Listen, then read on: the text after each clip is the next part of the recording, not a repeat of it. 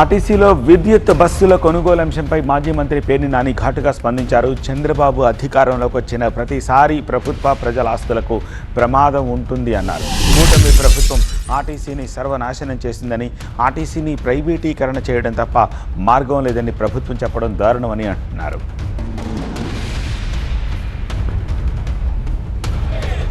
Pending లో ఉన్న 4 డిఏల వెంటనే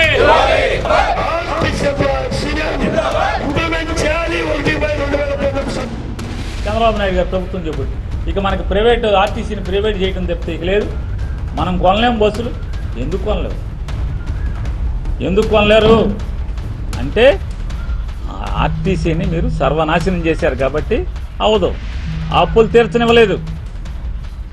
మీ యొక్క అధికారం కోసం మీరు దోచుకుని తినడం కోసం ఆంధ్ర రాష్ట్ర ప్రజలకు వేసిన ఎరా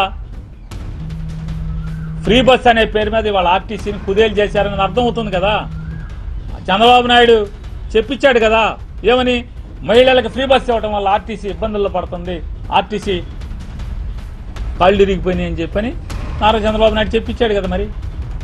మరి ఆర్టీసీ మహిళల ఫ్రీ బస్ అంటే ఎవరిది? దోల ఎవరిది? హామీ ఎవరిది? ఆర్టీసీకి ఎందుకు వచ్చినాయి ఈ కష్టాలు? ప్రభుత్వం కట్టాలి కదా. ఫ్రీ బస్ జీరో టికెట్ కొట్టిన ప్రతి టికెట్కి ఏ స్టేజ్ నుంచి ఏ స్టేజ్కి ఎంత డబ్బులు అవుతుందో అవన్నీ కూడా ప్రతి నెల క్లెయిమ్ పెట్టాలి. ఆర్టీసీ స్టేట్ గవర్నమెంట్ రిలీజ్ చేయాలి.